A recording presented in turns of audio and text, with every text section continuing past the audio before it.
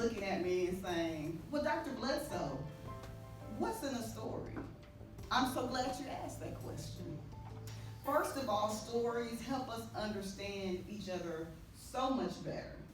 And even as we look at quantitative data, even as we look at statistics, it helps us interpret the data. So say, for example, if you see that in the state of Texas, or excuse me, not the state of Texas, but in Dallas, we talk about poverty and it being one of the largest areas of concentrated poverty for children.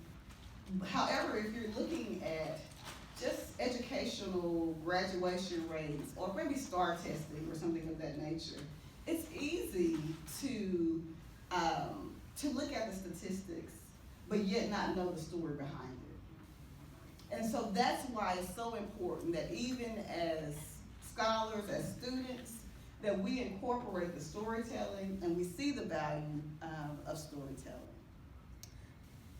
There's so much power in stories, and therefore we must tell the story. Tell the story of how in this country it was not uncommon for a woman to need a man to rent an apartment.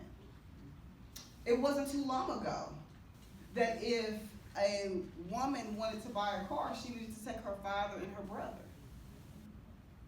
Or if she wanted to establish a bank account, she needed to take her dad with her. And so these are the stories that I talk about. We must tell the story.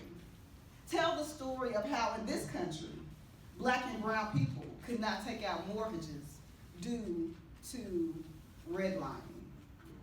And as we evaluate the wealth gap, it's easy to hear different types of language that say, oh, well, come on, just get over it and do it.